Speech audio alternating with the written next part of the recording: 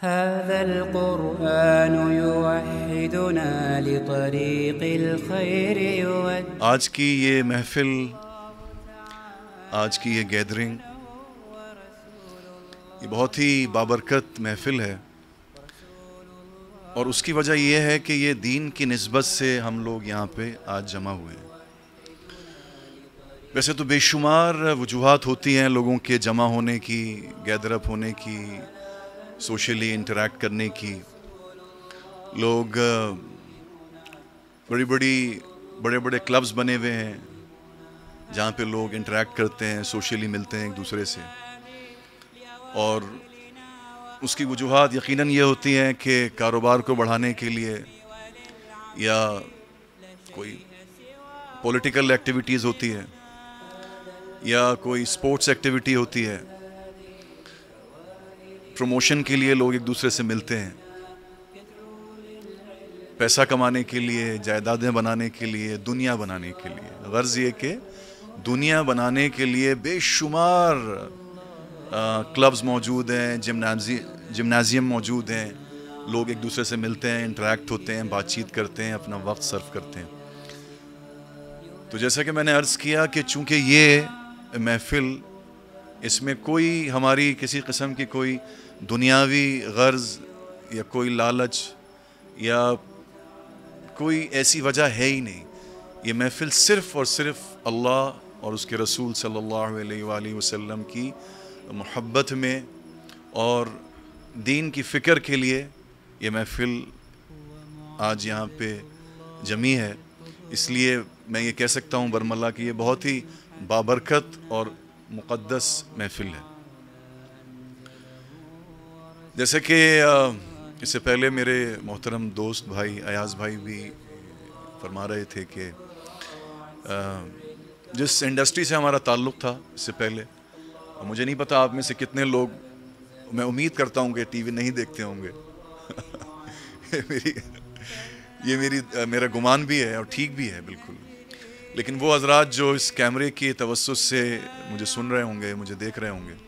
اور جہاں تک، کیونکہ مجھے یہ بخوبی اندازہ ہے کہ درسقرآن.com کا یہ پلیٹ فارم جو ہے، یہ جیسے کہ ہمارے بزرگ کہتے ہیں تبلیغ میں کہ یہ سارا کام جو درس و تبلیغ کا ہے، اس میں قابلیت دوسرے نمبر پہ ہے، قبولیت پہلے نمبر پہ ہے۔ تو بڑے قابل لوگ ہوتے ہیں، لیکن قابلیت شرط نہیں ہے، یہاں پہ قبولیت شرط ہے۔ تو سب سے پہلے تو اللہ کی بارگاہ عالی میں اپنے آپ کو قبول کروانا ہوتا ہے، اور یہی سنت رسول صلی اللہ علیہ وسلم بھی ہے۔ یہی ہم نے اسوہ حسنہ میں بھی پڑھا کہ جنگیں اور غزوات اس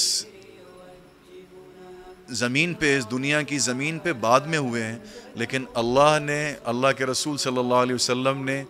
اپنے سجدوں میں وہ جنگ پہلے سے جیت چکے تھے، اپنی دعاؤں میں وہ جنگ پہلے سے جیت چکے تھے۔ تو یہ ہم سب کے لیے ایک سنت رسول ہے، یہ بڑی حکمت کی کنجی ہے۔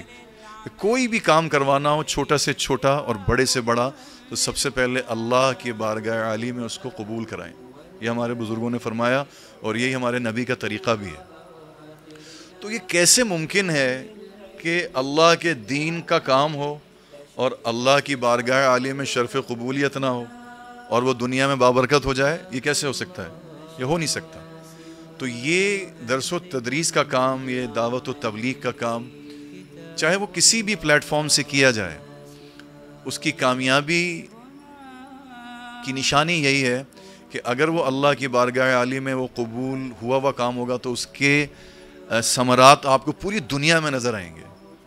آج اللہ رب العزت کے فضل و کرم سے دعوت و تبلیغ کا کام 6 بر اعظموں میں پہنچ چکا ہے، اور مجھے کل میرے ایک دوست بتا رہے تھے کہ تقریباً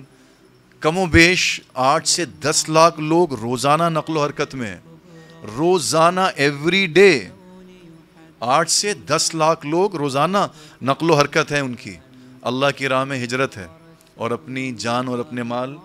لگاتے ہیں ایوری ڈے۔ تو اب آپ مجھے بتائیے کہ یہ تو اگر کوئی حکومت بھی اپنے ذمے لے لے تو اس خرچے کو برداشت نہیں کر سکتی ہے کیا؟ یہ صرف اور صرف اللہ کا فضل و کرم ہے، یہ اللہ جل شانہ کی لطف عنایت ہے، لطف کرم ہے کہ اللہ نے اس کام کو شرف قبولیت بخشا، اور دعوت و تبلیغ کا کام آج پوری دنیا کے کونے کونے میں پہنچ چکا ہے۔ تو میں صرف یہ عرض کرنا چاہوں گا کہ اس پلیٹ فارم سے، درسقرآن.com کے پلیٹ فارم سے، کیونکہ یہ بڑی ایک شارٹ کلپ کی سروس ہے اور یہ پوری دنیا میں لوگ اس کو دیکھتے ہیں اور سنتے ہیں، تو یہ بھی اگر میں یہ کہوں تو غلط نہ ہوگا کہ یہ بھی دعوت و تبلیغ کا ہی ایک بہت مؤثر ایک کام ہے۔